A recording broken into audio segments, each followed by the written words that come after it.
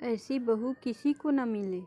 हाल ही में नैना का विवाह हुआ था और उसने अपने पति और ससुराल वालों के साथ एक ज्वाइंट फैमिली में रहना शुरू कर दिया था।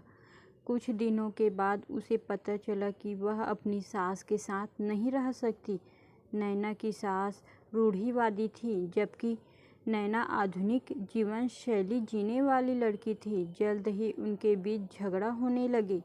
कई महीनों के बीत जाने के बाद भी दोनों में से कोई भी अपना व्यवहार बदल नहीं पाया। समय के साथ साथ नैना और ज़्यादा आक्रामक हो गई और उसे अपनी सास से नफरत होना शुरू हो गया। वह सोचने लगे कि कैसे अपनी सास से छुटकारा पाया जाए। एक बार हमेशा की तरह जब उसने अपनी सास से झगड़ा किया और उसके पति ने अपनी माँ का साइड लिया, तब नैना गुस्सा हो गई और अपने मायके चली गई। नैना के पिता एक केमिस्ट थे। उसने अपने पिता को पूरी बात बताई। उसने अपने पिता से कहा कि उसे कुछ जहर दे ताकि वह अपनी सास के खाने में मिलाकर उससे छुटकारा पा सके, नहीं तो वह अपने पति के घर वापस नहीं जाएगी। नैना के पिता को यह सब जानकर काफ़ी दुख हुआ और उन्होंने अपनी बेटी से कहा, अगर तुम अपनी सास को जहर देती हो तो तुम और मैं दोनों जेल जाएंगे। ऐसा करना ठीक नहीं है। लेकिन नैना सुनने और समझने की हालात नहीं थी। आखिरकार उसके पिता ने कहा, ठीक है, जैसा तुम चाहती हो वैसा ही होगा, लेकिन मैं तुम्हें जेल में नहीं देखना चाहता।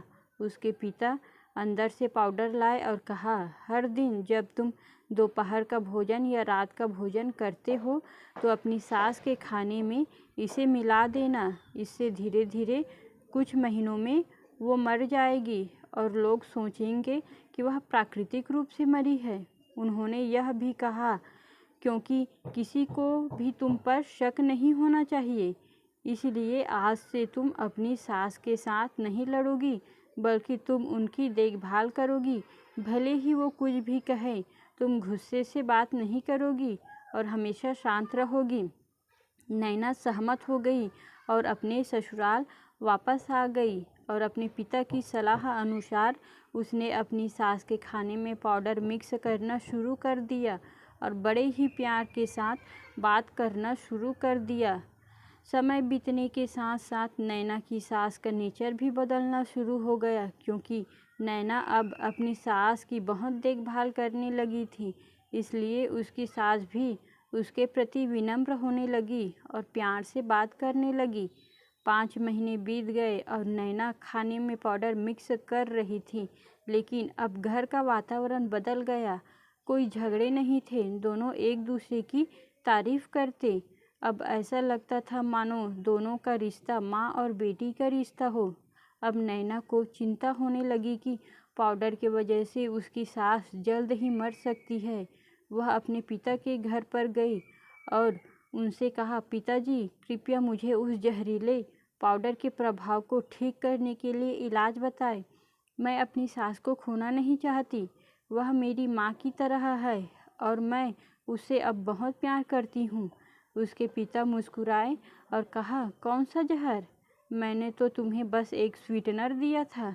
नैना हैरान थी और उसने अपने पिता से पूछा कि उन्होंने ऐसा क्यों किया। पिता ने कहा, बेटा, अगर तुम किसी दूसरे इंसान से प्यार चाहते हो तो तुम्हें भी उसे प्यार देना होगा। रिश्ते एक गाड़ी की तरह होते हैं और हम उन पर लगे पहियों की तरह। जब तक सभी पहिए ठीक से आगे नहीं बढ़ेंगे तब तक गाड़ी ठीक से नहीं चल सकती। इसी बात का एहसास दिलाने के लिए मैंने ऐसा किया और तुम्हें अपनी सास के प्रति नम्र रहने को कहा। तुम्हारी अच्छाई देखकर उन्होंने भी अपने आप को बदला और तुम्हें समझना शुरू किया। तुम दोनों ने एक दूसरे के लिए अपने आप को बदला। यही कारण है कि तुम अपनी सास के लिए आज मेरे पास भागते हुए आई हो।